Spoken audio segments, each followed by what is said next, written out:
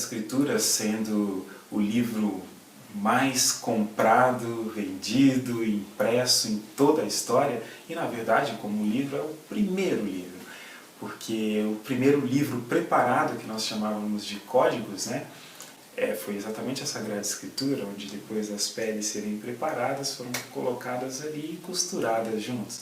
É claro que o primeiro livro acabaria sendo aquele que provoca mais interesse de leitura, especialmente porque não fala simplesmente de coisas deste mundo, mas daquilo que existe no mais profundo do coração das pessoas, que nada mais, nada menos é que o nosso Deus, o que realmente importa.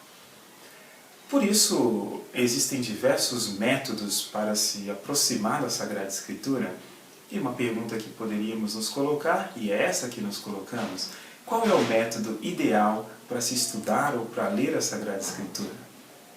Para dizer a verdade, existem muitos métodos, e a Igreja mesmo já trabalhou com tantos em tempos diferentes, e às vezes, simultaneamente, no mesmo tempo, diversas formas diferentes de se aproximar à Sagrada Escritura. Uma delas, que é a mais conhecida de todas, é a Lécio Divina, que nada mais nada menos é que uma leitura orante da palavra, uma leitura orante da Sagrada Escritura.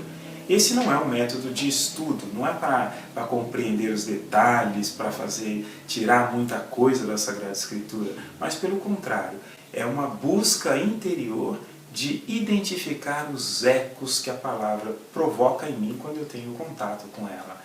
Por isso, se lê, se medita, se contempla e só depois então se coloca diretamente diante da palavra, respondendo a como transformá-la em vida concreta.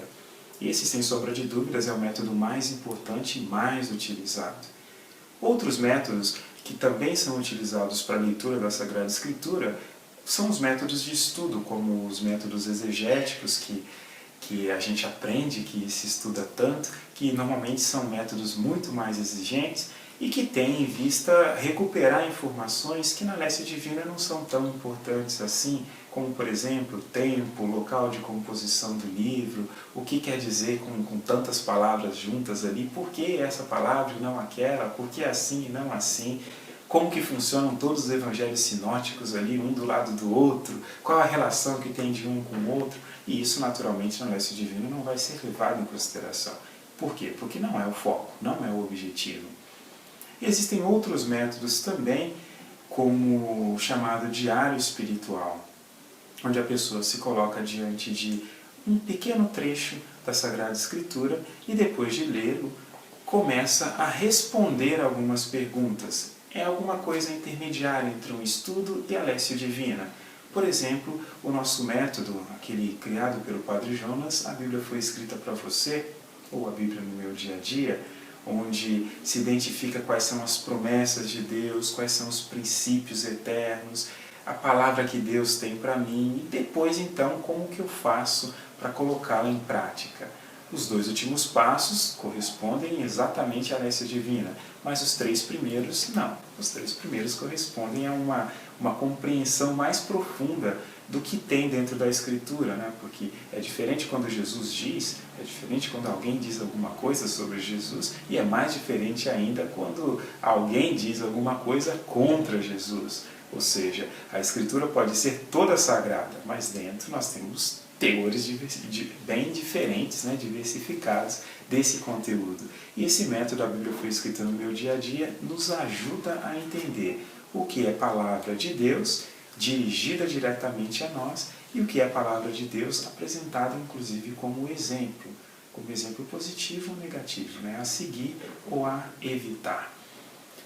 Por isso, eu posso dizer assim, existe uma diferença entre o diário espiritual e o estudo da palavra no sentido de estudar, de conhecer profundamente certos detalhes. Eu sempre recomendo, e digo isso sempre, né, é bom que se use a Lécio Divina ou o método da Bíblia foi escrita no meu dia a dia. No entanto, é interessante também que se tenha contato com uma leitura sequencial da Escritura. É importante, de tempos em tempos, ler, por exemplo, os 16 capítulos do Evangelho de São Marcos em sequência, para não ter um conhecimento só repartido, mas se ver a história na sequência certa, tal qual foi escrita, tal qual aconteceu. Por isso, qual é o melhor método?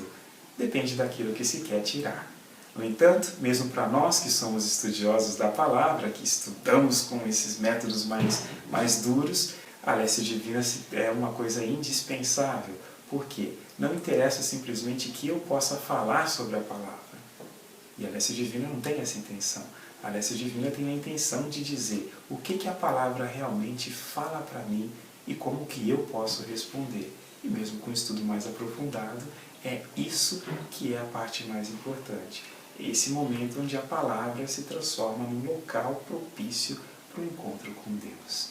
Que Deus abençoe todos vocês e até o próximo vídeo.